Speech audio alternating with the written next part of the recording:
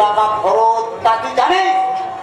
ভদ্রলোকের মেয়েরা নিজেরাই প্রেম করে নিজেরা বিয়ে করে নিচ্ছে। এই দেখ না কেমন সব বিয়ে করে বসে আছে, আর তোর তো সে মরদও নেই। আর এটাও যদি না পারিস তো গলায় দড়ি দিয়ে মরে যা। ভেবেছিলাম আমার একটা ভালো মানুষ মালদার জামাই হবে, আর বাকি জীবনটা আমি পুরো বয়সে আয়েস করে কাটিয়ে দেব। আর সেই জন্যই তো ওই ছেলেটাকেই আমার দরকার বাছা।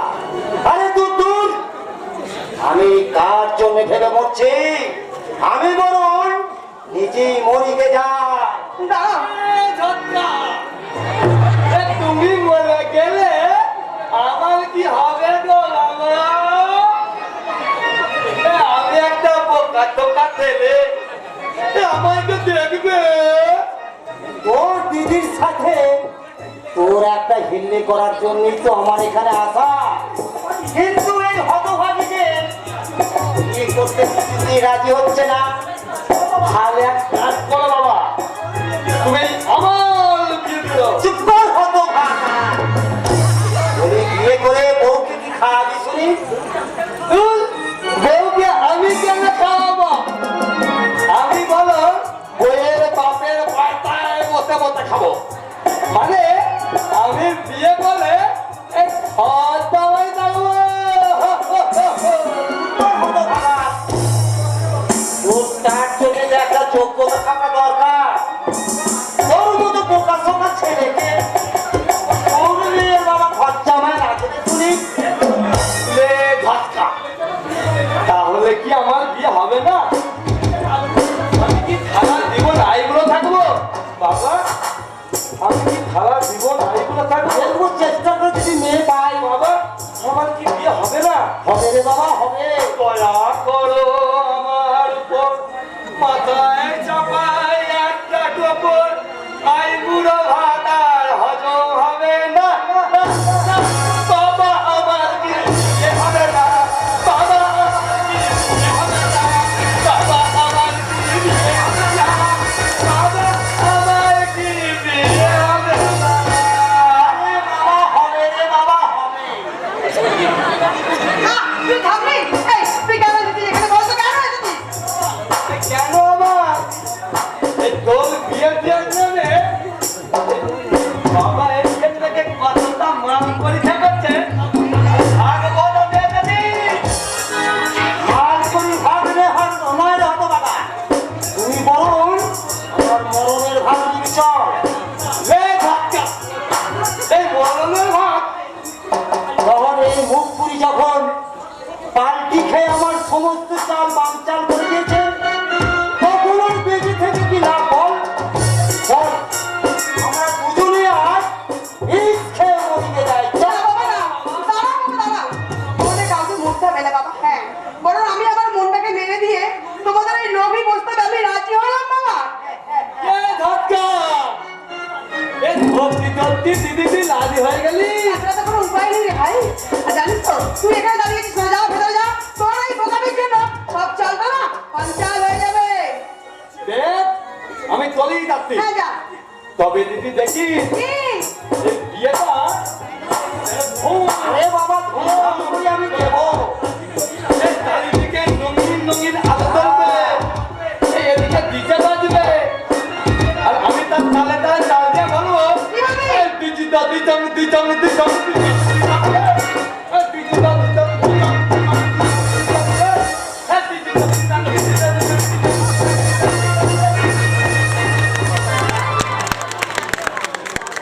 পাগল একটা। লাটটা হবে আমি। নাকি বলিস রে মা? ওরে নীলকণ্ঠ বাড়িতে আছো?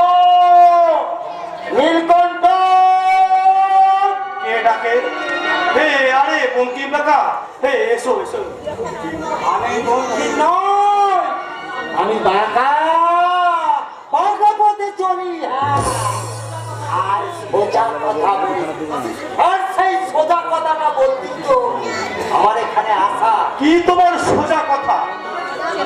ডাকো ডাকো তোমার সেই কোনদর ভাই বাড়িতে কেন সে আমার মেয়ে এত বড় সর্বনাশ করেছে?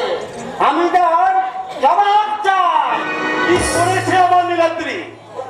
আমার মেয়েটা জীবনটা একেবারে বরবাদ করে দিয়েছে বাবাজি।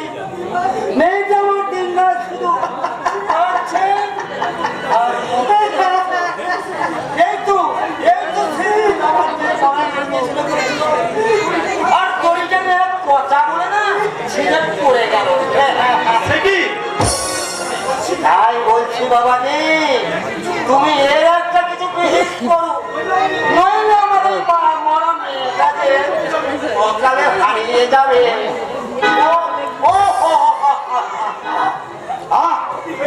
কি হয়েছে সেটা আগে বলবে তো। আমি বলবো না, তুই বলবি না মা। নীলাদ্রি তোর সাথে যা যা করেছে না সব একে একে খুলে খুলে সব কথাগুলো বল। আচ্ছা বাবা, আমি কেমন করে বলবো বলো তো? নিজের কলঙ্কের কথা আমি নিজের মুখে কেমন করে বলবো বাবা? কি কলঙ্ক তোমার?